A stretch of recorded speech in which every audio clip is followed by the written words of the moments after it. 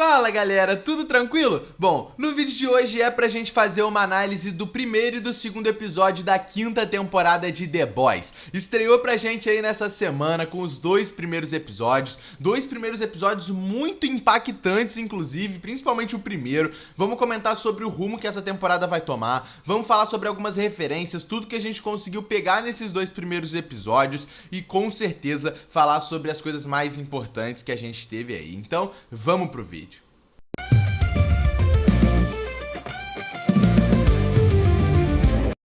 Já começamos falando sobre os Luz Estrelistas serem realmente considerados terroristas aí dentro da série. Cara, a gente já tinha visto isso desde a quarta temporada, mas antes eram apenas manifestantes. Agora sim, Luz Estrelistas são vistos como terroristas mesmo, estão sendo presos até em campos de concentração, os famosos Campos da Liberdade. A gente já imaginava que isso iria acontecer nessa temporada e a gente já viu isso acontecendo desde o primeiro episódio. Os Campos da Liberdade são literalmente campos de concentração do Capitão Pátria para prender pessoas que são a favor da Luz Estrela, a favor da Resistência e qualquer tipo de pessoa que for contra o Capitão Pátria. Não necessariamente apoiando a Luz Estrela, mas qualquer pessoa que é contra o Capitão Pátria e a VOT vai para os Campos da Liberdade. Campos esses que são muito protegidos tanto pela CIA, FBI, por todo mundo, como a própria Ashley fala durante o episódio, e também por supers, especialmente aquele super da mente que consegue explodir a cabeça das pessoas, aquele cara que estava preso, inclusive,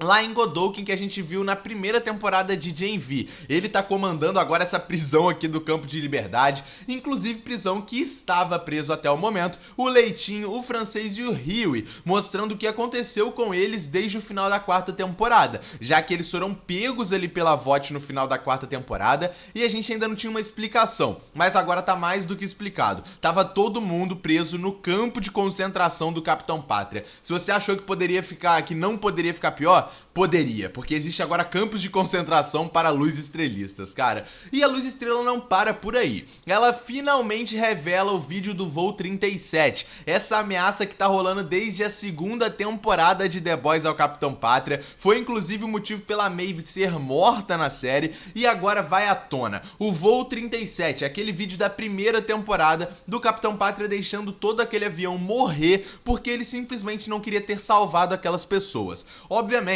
Capitão Pátria e a VOT têm um poder absurdo para conseguir manipular a mente das pessoas. É como se fizessem uma lavagem cerebral mesmo ali nos fãs do Capitão Pátria. E eles falam em rede nacional, na mídia, que é tudo mentira forjada pela Luz Estrela com inteligência artificial, com a famosa IA. Todo aquele vídeo é tudo mentira, as pessoas vão acreditar, vão se alimentar com aquilo ali. Mas como o próprio Capitão Pátria fala durante esses dois episódios, as pessoas vão acreditar, mas vão ficar com medo dele, vão ficar com o pé atrás. O que acabou acontecendo, nós vemos durante o episódio até supers com medo do Capitão Pátria. A própria Espoleta fica com medo do Capitão Pátria, a Sister Sage também fica um pouco, a Ashley fica com medo dele, as pessoas que estão trabalhando ali para o Capitão Pátria na VOT ficam com medo dele, pessoas que não tinham esse medo, pessoas que apoiavam o Capitão Pátria ainda continuam apoiando, mas com um pé atrás depois do vídeo do Voo 37.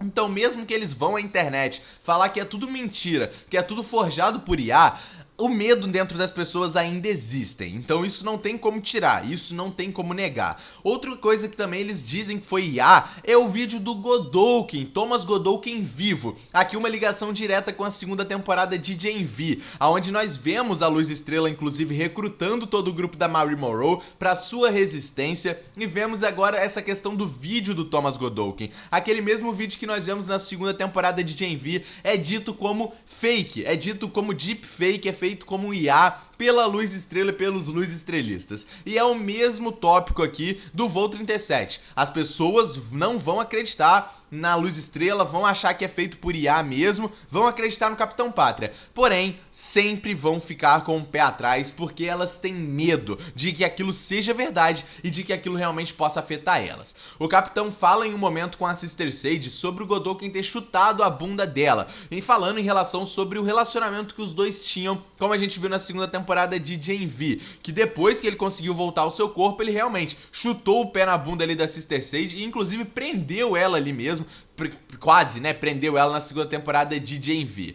Vemos então que agora a Ashley é a vice-presidenta aí dos Estados Unidos e que ela tá, né, como super mesmo. A gente já tinha esses indícios e a gente já tinha visto um pouco disso aí no final da 4ª temporada, mas agora nós vemos agora com mais clareza a Ashley com o seu lado de trás da cabeça, aquela mutação que ela sofreu mesmo após os seus cabelos ali caírem, e a gente vê até uma cena bem bizarra das duas faces conversando, mas naquela conversa é até legal, porque nós vemos que a Ashley realmente ainda tem algo bom dentro dela. Mesmo que ela seja essa pessoa ruim e que ela apoie coisas ruins, o seu outro lado sabe a pessoa que ela é por dentro, mas ela não vai se mostrar por conta do seu medo. O Profundo também tá morrendo de medo, apesar de agora ele ter aquele podcast com o Noir, né, sobre ser um macho alfa, sobre farmar aura, sobre ser um sigma de verdade, vidas de homens importam, né, os homens são a maioria, os homens são os mais picas do mundo,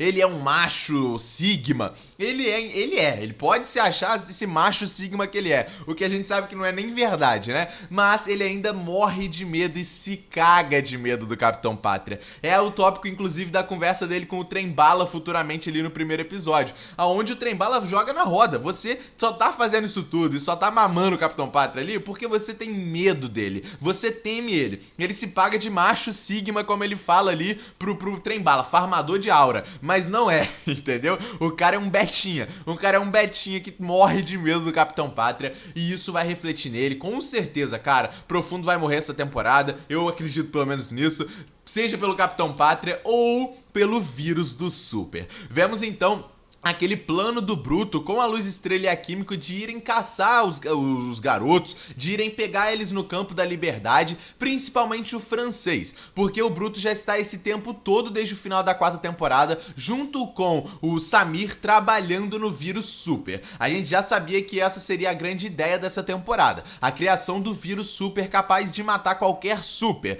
e ele precisa do francês, porque o francês é um químico, então... químico, entendeu?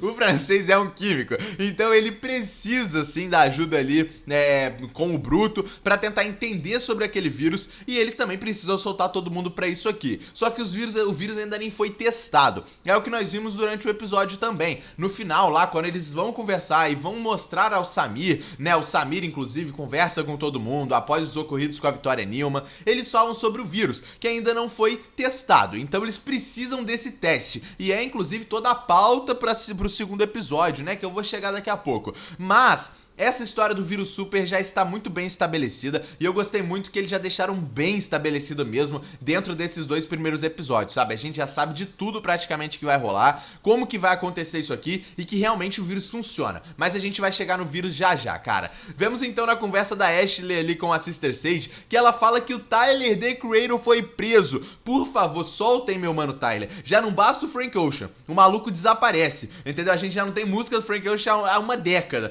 Agora vai ficar sem o Tyler também, pelo amor de Deus, o maluco acabou de sair do Lollapalooza. Não prendem o Tyler, The Creator, por favor. Já não basta o Frank Ocean. Eu acho que a gente já sabe o que aconteceu com o Frank, cara. A gente já sabe.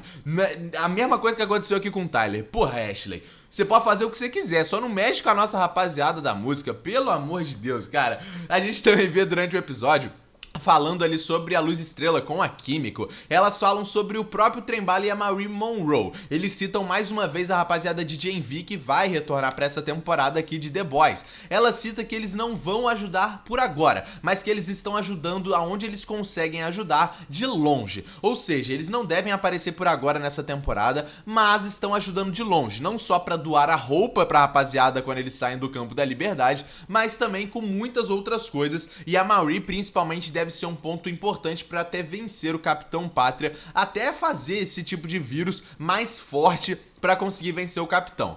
O Capitão bola um plano até interessante da sua cilada. Ele monta aquela cilada e ele faz a armadilha para todo mundo de The Boys ali cair quando for soltar o pessoal no campo da liberdade. Apesar de ter sido uma cilada bem montada pelo Capitão, o Bruto também não é idiota. Então ele entende tudo aquilo ali e bola todo um plano para eles atacarem e fugirem daquele campo. Dá tudo certo, né? Eles fazem aquela luta, porra, luta incrível, né, cara? Do Bruto contra aquele Super lá de Gen V. O próprio Leitinho contra o maluco da Jeba Grande, entendeu? Uma luta muito maneira entre eles, o reencontro da Kimiko com o francês, foi um ataque muito legal no campo e que deu certo. Eles conseguiram salvar quem eles queriam salvar, as pessoas conseguiram fugir e muita gente agora vai se abrigar, né? Porque quem tava ali conseguiu fugir. Mas o mais importante é que tudo aquilo ali foi feito com todo mundo junto. E esse é o ponto mais importante. Quando o Trem-Bala chega, cara, que cena absurda. Uma das últimas cenas do Trem-Bala, inclusive, né? Ele chega igual o Mercúrio em X-Men Apocalipse, né, cara? Em X-Men Dias de um Futuro Esquecido, perdão.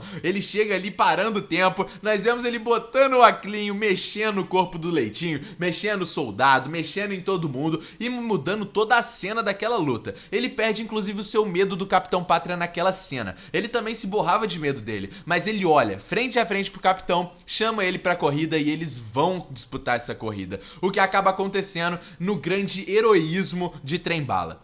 Durante aquela corrida dele fugindo do Capitão, nós vemos uma cena muito importante para a história do Trem-Bala, principalmente, e para essa história de The Boys. A gente sabe que uma das primeiras cenas bizarras que nós temos na primeira temporada de The Boys é a morte da namorada do Huey, né? A namorada dele acaba morrendo porque o Trem-Bala atropela ela. E a gente vê toda a história de redenção do Trem-Bala até essa quinta temporada terminar no seu maior ato de heroísmo, do jeito que começou o seu maior ato de vilania. No caso, com a mesma garota. Uma garota atravessando a rua e o Trem-Bala vai passar no meio daquela rua. Se ele continuasse correndo, ele iria matar aquela garota, ele iria sobreviver e provavelmente ele nem seria pego pelo Capitão Pátria. Porém, ele faz um ato de heroísmo, porque ele não é mais aquela pessoa da primeira temporada, ele agora é um herói. Ele desvia da garota e isso custa a sua vida. Ele tropeça, cai no meio da floresta e nós vemos a vida dele indo embora. Ele morre com uma honra. A gente já sabia que o Trem-Bala iria morrer nessa temporada e principalmente nas mãos do Capitão Pátria, por toda a história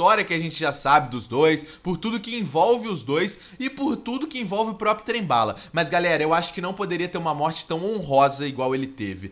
Da forma que foi, ele desviando da sua primeira morte mais traumática que ocasionou, inclusive, em toda a história que nós temos de The Boys até hoje, ele é um herói. Ele é um herói com honra. Ele morre com honra, sem medo e batendo de frente com o Capitão Pátria. Ele não tava com medo nenhum. Ele poderia tentar fugir, poderia tentar correr, poderia parar o tempo e tentar fugir daquela cena, mas ele não faz isso, ele continua. Se é pra ele viver, ele vai viver. Se não é, ele vai morrer com honra. A gente vê a morte do Trem-Bala, que me deixou muito sentido, cara. Um personagem que eu gosto muito, sempre gostei do Trem-Bala, e ele acaba morrendo e não tendo o funeral que ele merece. Se a sua morte foi com um heroísmo e uma honra muito grande, o seu funeral é completamente sem honra nenhuma. A gente vê um funeral onde nós temos todo aquele show, todo aquela plateia, aquele teatro que nós temos ali da VOT, inclusive com o Seth e com o Capitão Pátria, visto como o adorador de Trem-Bala, cara. Que cena é aquela, sabe? Um funeral completamente sem honra e que, pô, dá até raiva. A gente vê que o funeral dele foi daquele jeito, sem a sua família e sem ninguém. E, inclusive, falando sobre família, após o funeral, o próprio Capitão Pátria fica do lado ali do caixão e fala que ele foi o irmão mais velho que o Trem-Bala não teve, mostrando que o Capitão Pátria não sabe nem da vida do Trem-Bala. Esse tempo todo que ele viveu no set, o Capitão Pátria não sabe nem liga. Sabe, ele sabe, mas ele não liga pra família do Trem-Bala. Ele tinha um irmão mais velho, entende? Então, ele não é o irmão mais velho dele. O Capitão Pátria definitivamente não é.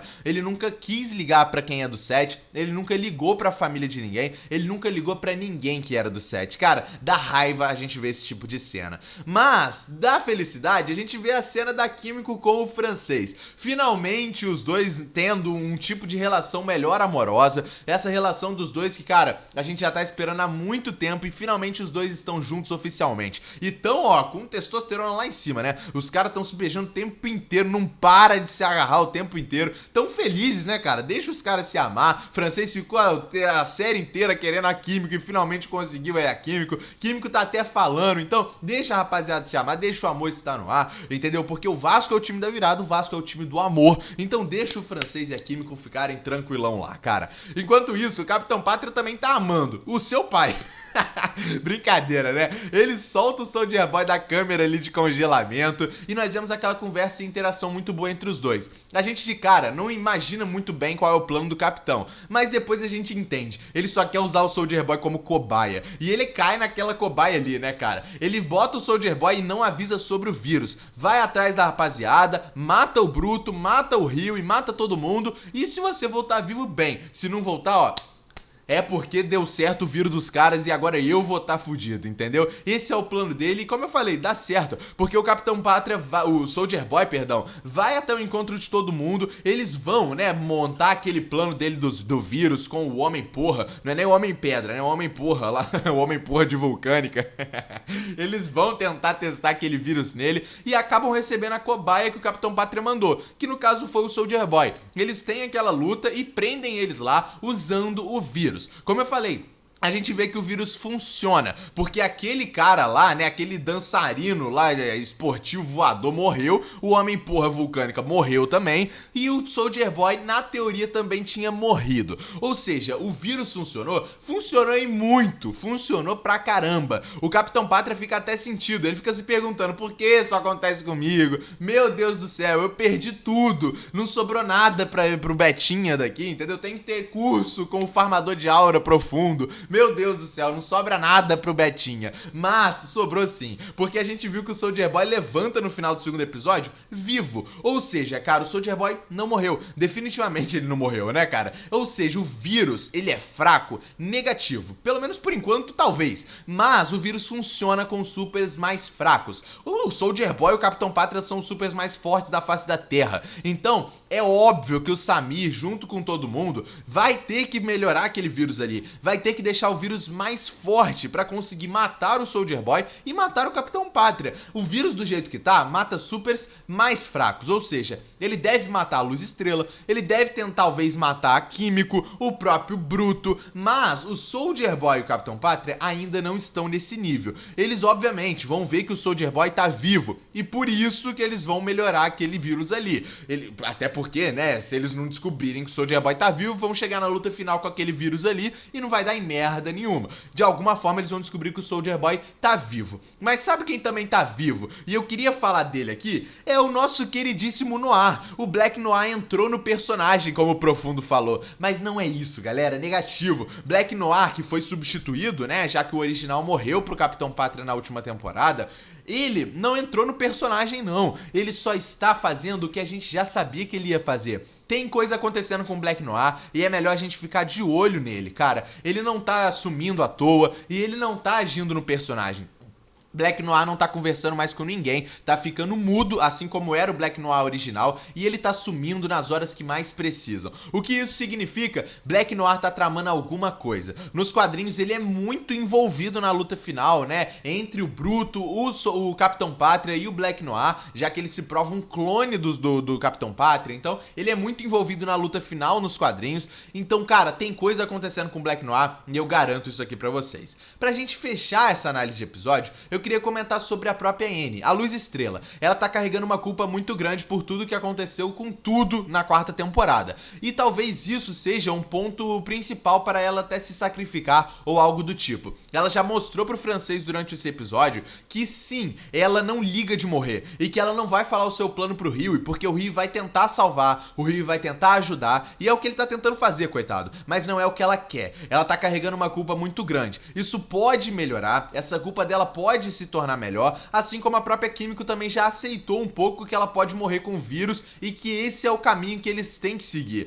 Até porque ela mesmo fala, esse é o preço por tudo que eles fizeram, por tudo que eles já acabaram, por todas as pessoas que eles mataram, esse é o preço que eles têm que carregar. Ela deve morrer pro vírus. A Químico tá aceitando isso. E a gente sabe que o Francês também não vai deixar isso acontecer. Mas galera, no fundo, eles só querem se desculpar por tudo que eles fizeram. É uma temporada muito focada em redenção. Pra todo mundo, cara. Pra todos os personagens da série. Por isso que o Bruto, inclusive, tá querendo logo esse vírus. Porque ele quer morrer, ele quer matar todo mundo e ele quer essa redenção. Por isso, inclusive, que ele mata o seu próprio pai. A gente viu isso durante o episódio. Ele quer uma redenção com a sua vida. E pra isso, ele quer melhorar esse vírus. E é por isso que eu acredito que a Annie e a Químico vão morrer também pro vírus durante essa temporada. Não vai dar pra salvar elas, rapaziada. Elas estão querendo a redenção. Elas querem que o seu preço seja pago da devida forma. Vamos ver como que isso vai acontecer nos próximos episódios, mas foram 2 episódios muito bem feitos e, cara, muito bem introdutórios. Pra mim, 10 de 10 nos 2 episódios, sabe? Perfeitos. E eu acho que essa série, cara,